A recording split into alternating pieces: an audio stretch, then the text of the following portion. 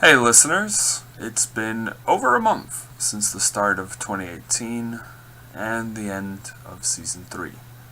Did you miss me? You don't have to answer that. If I could make some comments prior to starting the show, I gotta say, historically, as a month, February has not been too kind to me in my personal life. The last 2 years in particular, my Februarys have been terrible. So it's actually a pretty big deal for me to be starting this season of the show on February. So far, 2018, aside from one very great surprise visit from the love of my life not long into the year, 2018's been pretty par for the course. It's kind of bittersweet every time I see her, because I feel incredibly happy. Everything feels right in the world, and then it doesn't matter how hard I try to convince myself not to get my hopes up, I still somehow do it. And then the euphoria is over, she's gone again, and the misery sinks back in, and I'm left wondering whether I'm just meant to die alone. But that's neither here nor there, folks, because it's time for the first episode of Season 4 of Another Point of View. After that opening, there's no transition that'll reel it all back in, but I guess I can try with a little number I call Happening Now. Sort of.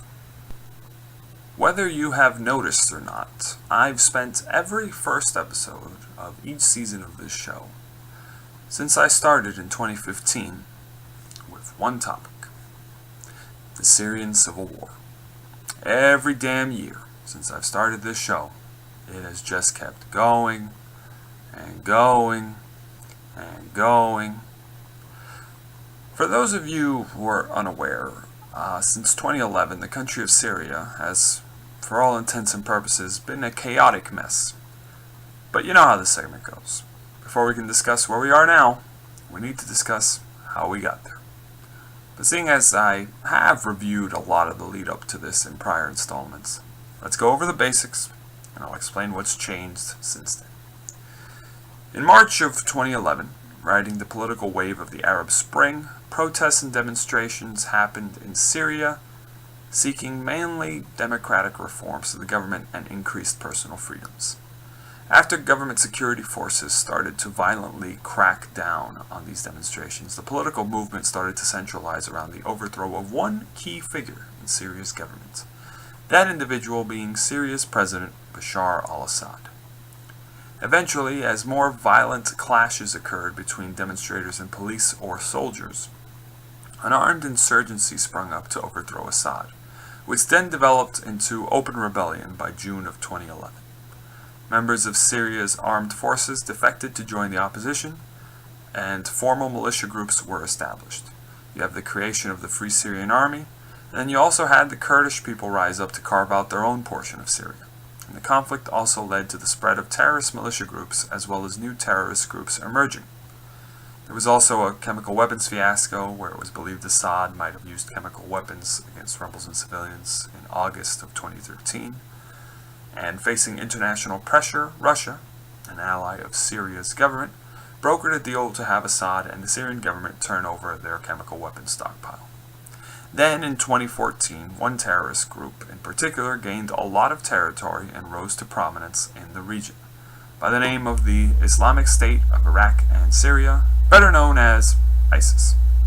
By this point, Syria was already seeing several different foreign groups or nations get involved to support the government or help the rebels. But the rise of ISIS pretty much opened the floodgates. Russia got involved to help Assad, China got involved to help Assad, Lebanon got involved to help Assad, Iran got involved to help Assad, the United States of America got involved to help the rebels, other Sunni majority nations like Saudi Arabia and Turkey got involved to help the rebels, and it just seemed to get worse the more nations got involved. Cities got taken, retaken. ISIS, despite being hated by everyone else, somehow maintained a presence on the battlefield for 2 years. And by the time I covered this topic in early January of 2017, a ceasefire had been implemented between Assad's forces and what were deemed rebel forces not tied to terrorist groups, where they basically agreed to focus on attacking ISIS and addressing humanitarian concerns plaguing their cities. So that's what happened leading up to the last time I talked about this. What happened since then, you might be wondering. Well, in February of 2017, the ceasefire between Assad and the rebels collapsed due to violations, mostly by Assad's forces, and fighting started up again. Then, in early April, after another chemical weapons attack occurred in the province of Khan Sheikhoun on April 7th, a United States warship fired 59 Tomahawk missiles onto a Syrian government airbase. And just when it seemed like the gloves were going to come off, the United States just backed off, it seemed. And they didn't follow up on their strike on Assad with any further direct action. It might have something to do with the fact that their ally, Turkey, decided it would conduct direct airstrikes against Kurdish forces, which the U.S. supported in Syria. On May 4th, Russia, Iran, and Turkey signed off on an agreement to establish 4 military de-escalation zones in Syria, which some rebels and other parties involved in the conflict didn't like, but it was put into effect despite this. Later that month, on May 18th, U.S. coalition forces jets did missile strikes against Syrian government forces. And then, I guess out of concern that things would escalate further again, the U.S. just backed off on following up against Assad's forces. Again. And in July 2017, the U.S. halted the CIA program for arming or supporting anti-government forces in Syria.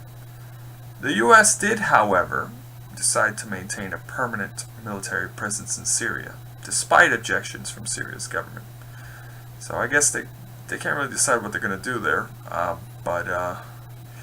Then in October of 2017, the Kurds, which are still supported by the U.S. coalition, the Kurds captured the city of Raqqa from ISIS, which was considered their capital city, and basically this victory signaled the end of ISIS, since they had pretty much lost most of their major territories.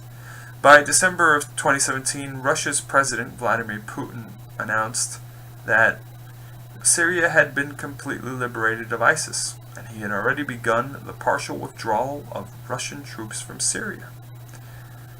This leaves the Kurds and Assad, along with the rebels who had lost a lot of their backing and support from the United States, as the only players left. And things were looking pretty good for Assad. Then, as has happened several times before in this conflict, things changed last month, when the neighboring country of Turkey formally announced its military would enter Syria to attack the Kurdish province of Afrin, alongside the Free Syrian Army and other rebel groups. And that's how the Syria situation has changed in the last year or so since I last reported it. So what are my thoughts on all of this? Well, right now, it's nice that ISIS was defeated. That's still pretty great. But the Kurds fighting with the rebels in Turkey will only benefit Assad in the long run. He basically gets to sit back and watch as Turkey deals with the Kurds for him. He doesn't have to spend military equipment or personnel in that regard. And the fact that the Kurds are supported by the United States of America only drives a wedge between Turkey and the U.S., which both want to topple Assad, but can't seem to get on the same page over how to do it and who should do it. But I don't think Assad is in the clear, any more so than I did in any of the previous installments I've covered this story. The question is, what happens after the dust settles and the Kurds or the rebels in Turkey come out on top in the fighting? Because at the end of the day, Assad wants all of Syria back under his control. And neither the rebels, along with the nations backing them, or the Kurds are going to let him do it without a fight. ISIS was essentially a 3-year distraction for the core conflict, if we're really being honest. And now that it's gone, and Assad doesn't have a boogeyman to distract his opponents with, it's only a matter of time before his opposition finishes fighting amongst itself and changes its focus back on his removal from power.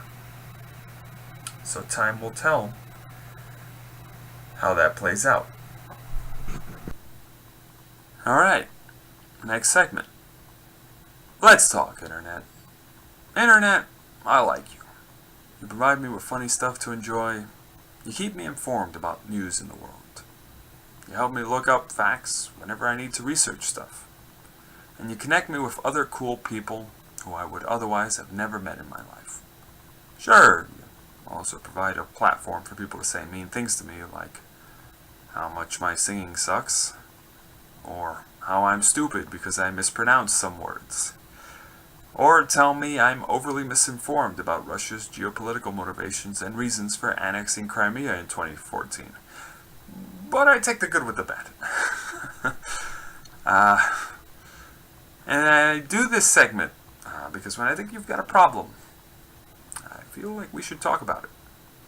So the issue I thought I'd talk about with you is how you've become overly inclined to call others racist, sexist, or homophobic, among other things. And you do so for things that are just aren't. And you should really stop. For instance, when you release articles that say that white people practicing yoga is racist, that comes across as rather ridiculous. Now, I personally don't quite fully understand the appeal of yoga, but I can safely say there's nothing racist about it. I mean, it's people stretching, I guess, to find some sort of inner zen or peace. I don't practice yoga, but it's not really threatening anybody, or I definitely don't feel it's racist. And let's not get ourselves started over people who complain about t-shirts for being offensive and accuse it of racism when it's obvious that wasn't the intent. Exhibit A, for instance. This is a Walking Dead shirt, referencing a scene from AMC's hit show, The Walking Dead. There's nothing racist about this, but because of some obscure history only 5% of the population of the world is probably aware of, there was an outrage about how this was a racist shirt. I mean, it's a bat and some words. Yeah. So basically, long story short, social justice warriors on the internet, tone it down just a bit, if anything. Please. Good talk. And I'm gonna leave it at that. 2-segment show. Or, one in-depth segment and then one softball segment. Seriously, social justice warriors, you really gotta stop. Now then, here's a song that highlights how I'm feeling right now. And if you're listening right now and you've stuck around for this part, this one's for you. You know who you are. See you next week. So slide over here and give me a moment. Your moves are so raw. I've got to let you know.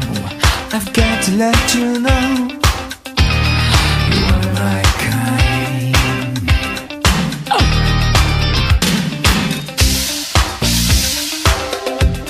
I need you tonight, 'cause I'm not sleeping.